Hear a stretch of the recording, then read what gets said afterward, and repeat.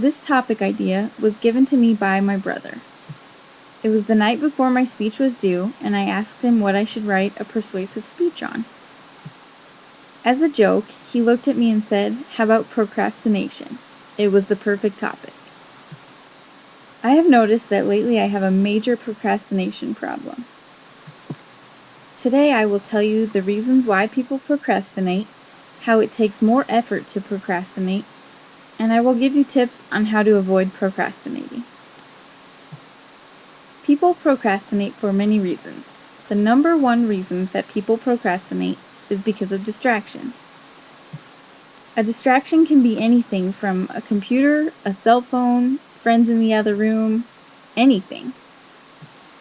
My number one distraction is the television. If it's on, there's no chance I'm going to get any work done. Another top reason for people to procrastinate is perfectionism. Some people feel that they need to be perfect all the time, and this can cause a person to procrastinate. They have such high standards for their work that they feel like they don't have the necessary skills to complete the task at hand. They want to complete the task perfectly, and they are afraid to fail. The last reason people procrastinate is because they don't have enough knowledge to perform the task at hand. Many people know this deep down, but they take on the task anyway. You have to be honest with yourself about your knowledge and your limits, and if you need help, just ask. One thing I've noticed in my adventures of procrastination is that it takes way more effort to procrastinate rather than to just do the task at hand. If I had a week to research and write a paper, it would make sense to break it down day by day. I could research for 2 days, then I could make an outline and rough draft on days 3 and 4, and then I could finalize my paper on days 5 and 6 and still have day 7 left over just in case. Now, since I'm a procrastinator, my schedule usually goes something like this.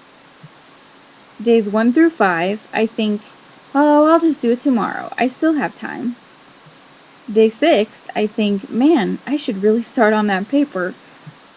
And on day 7, I frantically start doing research. I do an outline, a rough draft, and a final draft, and turn it in just in the nick of time. If I didn't procrastinate, I wouldn't have the extra added stress and anxiety of trying to do everything last minute. Even though the non-procrastinator takes more time to get their paper done, they expend way less effort. Some tips to help people avoid procrastinating are learn how to manage time, get organized, and ask for help. Time management is an important skill for everyone to have. You need to figure out how long your task will take you and make it your first priority. There will always be time for fun afterwards. A way to help with time management is to get organized. Make sure that you have everything you need to perform the task at hand. That way, you don't risk getting distracted. One thing that I found helps me to be more organized is to write lists. I have discovered that if it's on my list, I almost feel obligated to perform the task.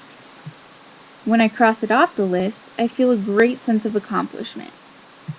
The last, and I think the most important tip, is to ask for help. If you are so overwhelmed that you feel you need to procrastinate, the best thing you can do is ask someone for help. Whether it's just to motivate you or someone to actually help you with the task, there will always be someone. You just have to ask. All in all, procrastination is a very bad habit. We need to know why we procrastinate, understand that it takes more effort to procrastinate, and we need to follow the tips on how to avoid procrastinating.